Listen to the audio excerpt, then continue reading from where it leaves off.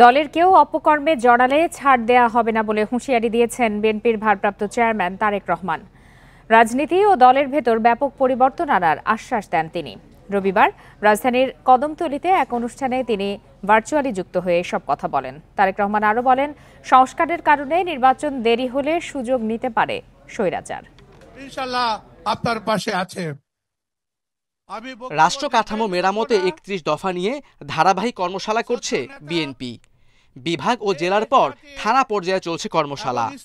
এরই অংশ হিসেবে ঢাকা মহানগর দক্ষিণ বিএনপির কদমতলী থানায় এই আয়োজন। শুরুতে বক্তব্য রাখেন মহানগর বিএনপির বিভিন্ন পর্যায়ের নেতারা।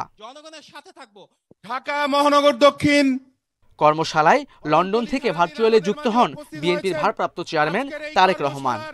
তিনি হুঁশিয়ারি দেন, দলের কারো বিরুদ্ধে অপকর্মের অভিযোগ পাওয়া গেলে কঠোর ব্যবস্থা নেওয়া হবে। দায়িত্বে থাকবেন, রাষ্ট্র পরিচালনার দায়িত্বে থাকবেন, অবশ্যই একটি চেক অ্যান্ড ব্যালেন্স থাকতে হবে।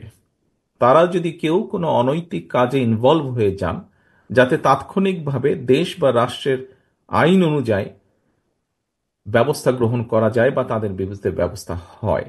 অর্থাৎ আইন একজন প্রত্যেকের ক্ষেত্রে যাতে সমানভাবে প্রযোজ্য হয় রাষ্ট্রের আইন, সেই বিষয়টির ব্যাপারে আমাদের প্রত্যেকে সচেতন থাকতে হবে। তিনি আরো বলেন, যখন কেউ সাহস পায়নি তখন স্বৈরাচারের বিরুদ্ধে দাঁড়িয়েছে বিএনপি। ভোটাধিকার প্রতিষ্ঠায় বহু মানুষ জীবন দিয়েছে, পঙ্গু হয়েছে। তাই সংস্কারের কথা বলে নির্বাচন দেরি করার সুযোগ নেই।